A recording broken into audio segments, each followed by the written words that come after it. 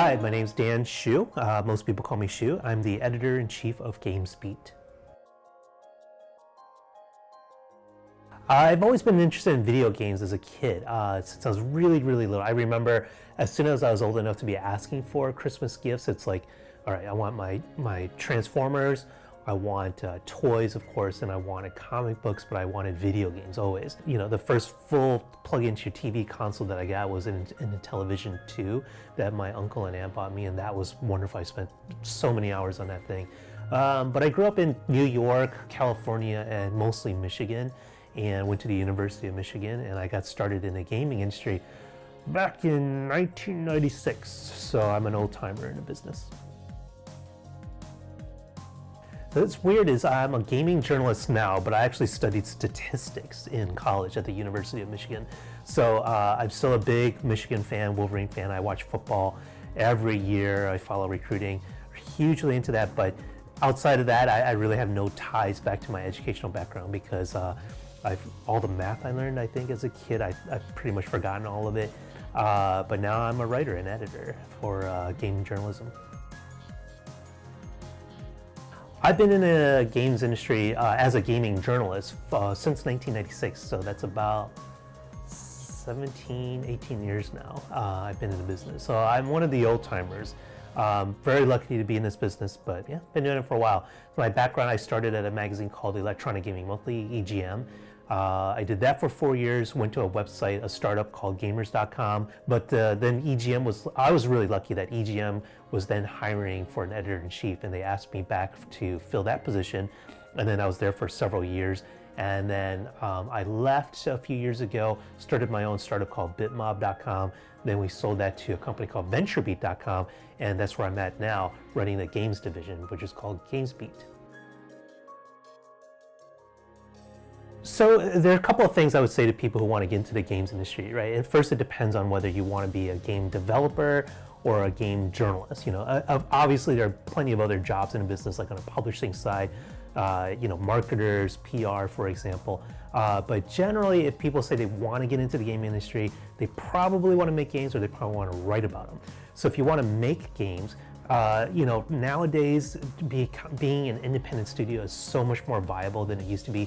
You know, back a decade ago, you really have to get in your experience with a big studio, work with a lot of other developers, and be a small cog in a giant machine. And that's still fine. You know, if you could land a gig like that, great, because you're going to get a lot of experience. You're going to learn a lot from other developers and big companies, and that's all worth taking with you. But nowadays, if you know, you can go to school for coding. You can go to school for game design. You can create your own product with a team of 3, 2, maybe even by yourself. You know, so it's with Kickstarter, with all these companies that are trying really hard to get independent product on their systems, like on their platforms, like Apple and Google and Sony and Microsoft and even Nintendo. All these guys are pretty indie-friendly platforms now. So I'd say go for it. You know, don't let that stop you, and don't feel like you have to work for a big company. But the advice I would give to a wannabe games journalist is just to write, because here's the thing, a lot of people think they can write, a lot of people cannot write. You know, it's just something you feel like, anyone could write. It's not true at all. So you have to practice and you have to read a lot. That's sort of an underrated thing, which is you got to read a lot of people whom you admire. You know, you like the writing style, you like the way they express things or explain things. So if you read a lot, you can be inspired and kind of learn from better writers. And then you just practice a lot. You get some feedback on your writing, get some editing on it from people who aren't afraid to tell you if you're doing a bad job, and then just work at it. And then eventually you can pitch stories and pitch ideas and show writing samples to more established outlets to get some work. Mobile gaming has had a huge impact on what we do as game journalists, because here you're talking about this huge business that's only getting bigger. You know, this is the type of industry now where people are leaving big established game studios to go do mobile games, because that's the future. Everyone has a mobile game. Not everyone has a PlayStation 4 or Xbox One or Wii U or whatever. So it's a hugely important business. But the problem is, here we're talking about games that are maybe $2, $1 to buy, or free. So when you kind of understand that market, you realize, well, people, including gamers, they don't need to read about these games. They could just jump in and try it, right? So so if your friend said, you know what, you got to play the new Call of Duty, maybe you're like, it's $60. I don't have a PlayStation 4 yet. Do I want to spend the money on a PlayStation 4? Do I want to spend $60 on the game? Let me read about it, and people are anticipating these games, the next Call of Duty or the next Titanfall or the next Halo, whatever. And I notice I just listed all shooters, but you want to read, readers and gamers can't get enough of that information on these games. So they come to us, and as gaming journalists, we can provide that content for them because we live off of page views. Now, if the industry is slowly shifting toward mobile, and you're talking about, again, a $2, $1, or a free game, no one needs to read that. No one's highly anticipating the next release of this free-to-play casual game on your phone that everyone's going to be playing. So we don't want to cover that stuff necessarily because there's no demand for that sort of content. So it's sort of interesting. We're in this place in the industry where we're trying to figure out, okay, how do we cover this thing? That's a huge phenomenon. It's the future of gaming. It's the future of the industry, but relatively few people are interested in reading about it. So that's our challenge. That's where we are today, and we're still figuring that out, but we're doing well in different places because we're aggressive at it. We have to be good at covering mobile.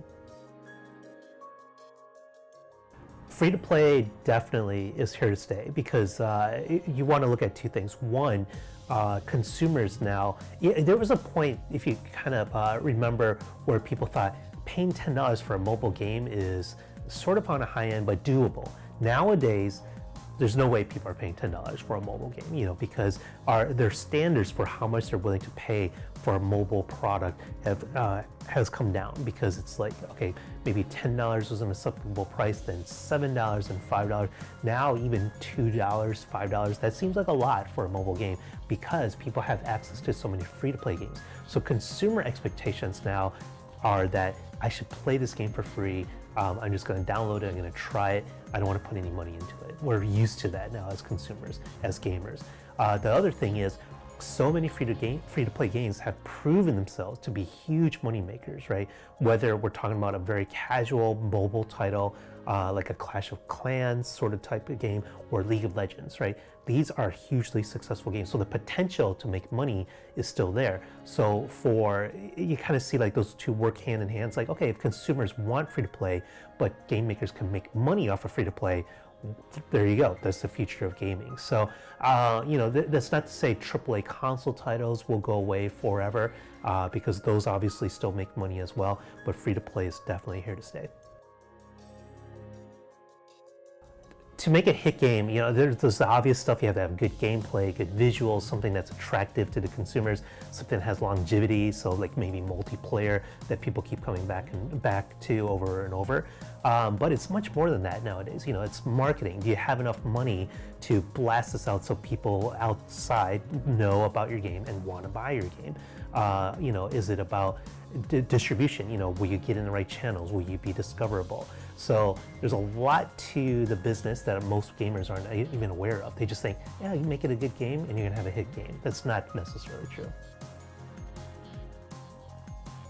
Man, journalism is such a tough gig nowadays because, print is clearly dead. That's my background. Online, our revenue depends on advertising and who clicks on ads, right? And then like half of you probably have ad blocker on. So it's a tough business to stay successful in. That's why you don't see a lot of new gaming sites popping up. You don't see people necessarily hiring. You're hearing more about layoffs than hires. So it's a tough biz, but man, once you're in, it's great because I'm a gamer, and it's just fantastic getting to go to, say, shows like E3, for example, and getting a preview of these are the games that are going to come out over the next year, and I get a chance to check them out and talk about them and write about these things. That's fantastic. What gamer wouldn't like that? So I love having access to the industry. I love seeing games before they are released. I like knowing everything that's out there. I have to admit, some of the magic is lost of like when when I was little, for example, I used to love going to GameStop or Electronics Boutique or Toys R Us and looking at the shelves of games and like, what am I going to buy? What is this? Looking at the back of boxes, looking at the box art and having no idea what these games are. That kind of wonderment and that sort of exploring and discovering games for the first time, that's kind of gone for me because I know everything that's coming out. I know what's going on in the industry, but still, I wouldn't trade for anything. I love this business. The hot topic of 2015's got to be virtual reality, right? Because there's obvious stuff like, all right, we're in the second year of Xbox One and PlayStation 4, so we're going to see some exciting next generation product there. Mobile's obviously going to continue to grow, so mobile's a huge deal. But by 2015, virtual reality units will be in consumers' hands or on their heads. So it's going to be cool to see where that goes. Is it something where it's just too expensive and most people aren't going to get into it? Is it too isolated an experience that people just aren't into it? Because are you going to be playing this at home and ignoring your family and your kids and your husband or wife while playing games? But that said, the technology is really cool. Like if you played with the Sony Morpheus or the Oculus Rift, it's pretty damn cool, and it kind of gives you even one little tech demo will make you want more. So it's a kind of exciting thing where if people can produce the right kind of game experiences in virtual reality and it's accessible, it's marketed all right to where mass market will pick up on this, I think it could do really well. But I think that's what people will be talking about next year.